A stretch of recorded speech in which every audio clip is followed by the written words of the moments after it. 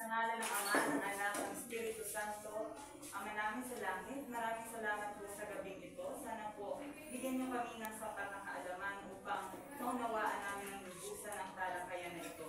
Sa ngalan ng Ama, ng Anak, ng Espiritu Santo. Amen. Maaari na po kayo po. Magandang gabi sa ating lahat. Ihanda ang sabuan ng atensyon dahil sa talakayang ito ay sisisirin natin ang dagat ng karunungan, tumuklas ng bagong kaalaman, at bibigyan natin ng palamuti ang dalampasigan ng mga bagong aral. Pero tinitiyak ko sa inyo na sa talakayang ito ay hindi lamang kayo matututo, kundi magkakaroon kayo ng kumpiyansa na magsalita sa gitna.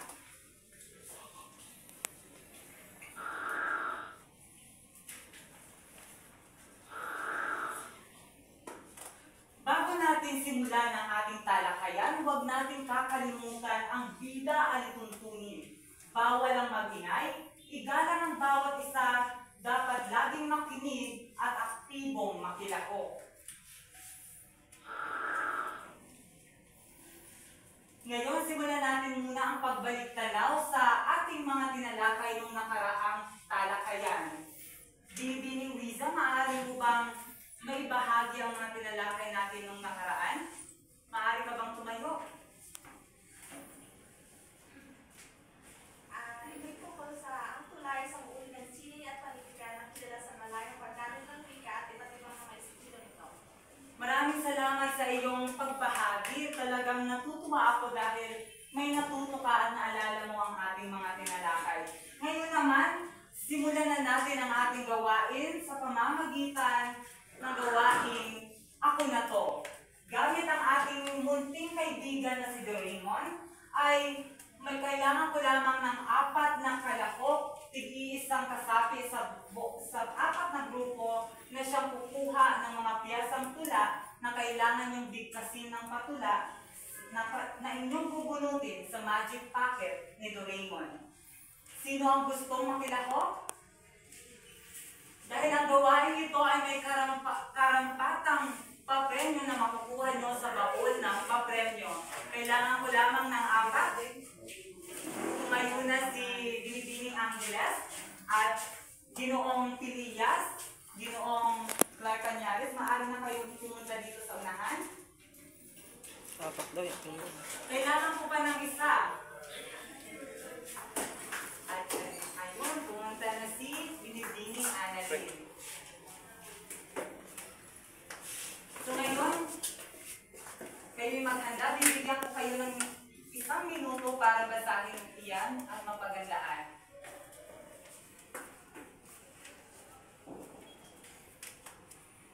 Okay, pakinggan natin si Ginoong Pilias dahil handang-handa na siya.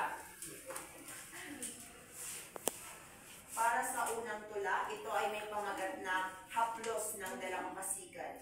Buhangin ay dito sa sikat ng araw, hinahaplos ng hangin malamig at banayad. Tila pintang nilikha ng kalikasan, dalampasigay tanawin walay kapantay. Sunod. Awit ng dagat. Dagat na bughaw, may lihim ng dala. Bawat alon ay musika sa aking pandinig. Sa dapit hapon, ikaw ay kumikislap, paraisong payapa, ligayang matitikman. Liwanag sa baybayin, sa silong ng langit, dagat ay kumikinang. Sumasalamin sa araw, tila ginggong bituin. Dalampasigan sa bawat tanaw ay payapa. Dito ang puso'y tila muling nabubuhay. Ang pamagat naman ng ating tula ay bakawang kay ganda. Sa gilid ng tubig, bakawan ay sumasayaw. Berde ang dahon sa araw ay kumakaway. Kanlungan ng isda, ugat ng buhay. Sa iyong lilim, ganda'y tunay na taglay. Maraming salamat sa inyo. Ngayon naman, bigyan natin ng masigabong palakpakan ng ating kalahok. Dahil pinakita nila ang kanilang kahusayan sa pagbigkas ng tula, pwede na kayong kumuha ng inyong papremyo sa baul ng papremyo.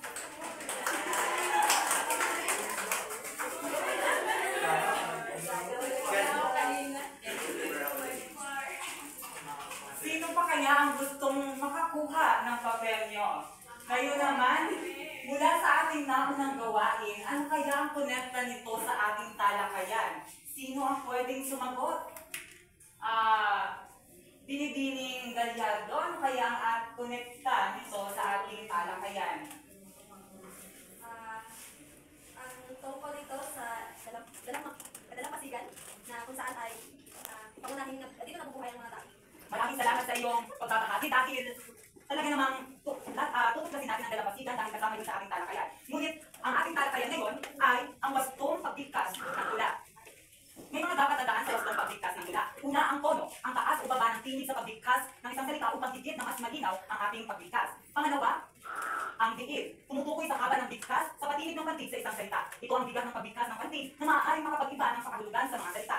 Katulad na lamang ng salitang baba, baba. Pareho ang salita, pareho rin ang baybay. Ngunit sa pamamagitan ng pagbigkas ay nagkakaiba ang pakahulugan nito. Pangatlo, ang antala. Ito ang saglit na pagpigil o paghinto sa pagsasalita upang higit na maging malinaw ang mensaheng ipinipatid sa kausap. At ang panghulingaan ay ang damdamin. Pagpapakita o paglabas ng emosyon. Maaaring emosyon ng galit, saya, at lungkot.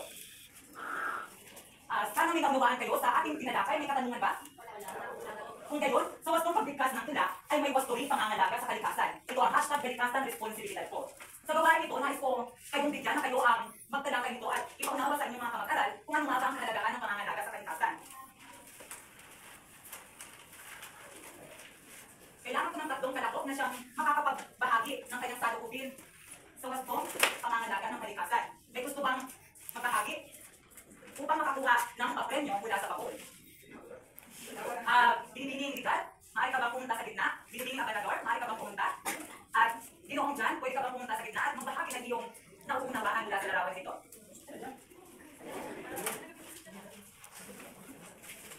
Sa inyong kalagay, ano kaya ang inyong masasabi sa larawan nito? Ang aking salubin sa iyong larawan ay sa nagawa ng mga tao ang paglilibot ang pagkaroon ng isang iwasay na kapaligiran ating Maraming salamat sa iyong pagbabahagi. Manatili ka lang muna dyan dahil tatawagin natin pa si Binibining Abanador. Base po sa aking obserbasyon ay nakikita ko na ito ay ang paglilinis ng ating kalikasan upang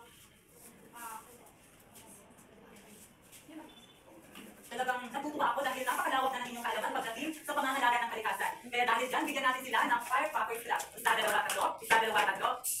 Ay, ulitin natin. Isa, dalawa, tatlo. Isa, dalawa, tatlo. Kayong dalawa ay maaaring rin kumuha ng inyong papel niya sa bakul. Mula sa pamatayang natutuhan natin sa ating mga tinalakay sa wastong pagbigkas ng tula, ngayon naman ay sabay-sabay natin bigkasin ang tinig ng dagat na ginawa ko mismo para sa inyo. Nais ko sanang isaalang-alang niyo ang inyong mga natutunan mula sa ating tinalakay. Ngayon, bigkasin na natin. Sa paspas ng alon sa baybayin, may himig ng buhay na kailalim. Dagat na bughaw sa landay sumisilaw. Yamang taglay mo'y tunay na mahal. Isda kulay sa puso'y tiyas. Kanlungan ng mundo'y huwag hayaang malakas. Iingatan ka namin may pag-ingat. Buhay mo'y buhay ng bawat dagat. Napakahusay. Ngayon, bigyan natin ang masikapang palapakan ng ating mga sarili.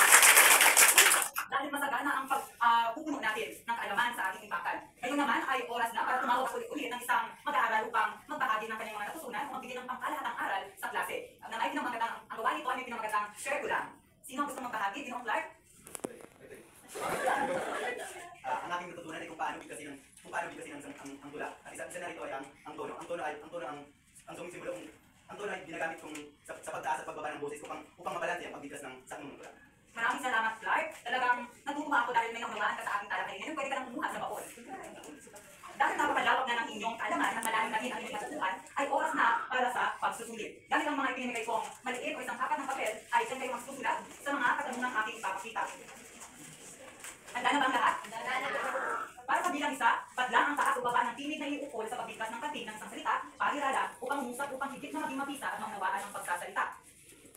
Bilang dalawa, tumutukoy sa haba ng bigkas sa patinig ng pantig sa isang salita. Ito ang bigat ng pagbigkas ng pantig na maaaring makapag-iba sa kahulugan ng mga salita. Bilang tatlo, saglit na pagpigil o paghinto sa pagsasalita upang higit na maging malinaw ang mensaheng ipinipatid sa kausap. Para naman sa bilang apat, padlang pagpapakita o paglabas ng emosyon. Maaaring damdamin ng takot, galit, lungkot o saya. At pangkulit, padlang sa uri ng sining at panitikan na kilala sa malayang paggamit ng wika at iba't ibang mga estilo. Tapos na ba ang lahat? Ngayon ay ipasa na sa unahan ng mga papel. Ipadin sa inyong katabi. Ngayon, handa na nating sagutan. Para sa bilang isa, tamang sagot ay todo.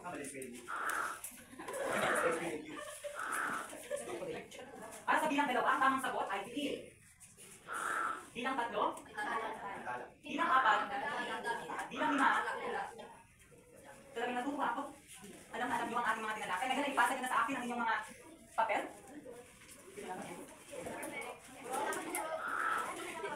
Para tapusin ang ating talakayan, meron tayong takdang aralin. Gumawa ng isang tula na may kaugnayan sa dagat o dalampasigan. Maaaring ilarawan sa tula ang ganda ng kalikasan, ang karanasang kaugnay sa dagat, o mga salubin at damdamin na iuugnay dito. Mga gabay sa paggawa, ang tula ay dapat binubuo ng hindi bababa sa 3 saknong na may 4 na talutoy bawat isa. Maaaring gumamit ng malayang talukturan may mga tugma at sukat ayon sa iyong estilo. Gamitin ang wastong gramatika at makatula ang wika. Pang-4, bigyan diin ang damdamin, imahinasyon at mensahe ng iyong tula. At pang-5, of course, isulitin ito sa malinis na papel.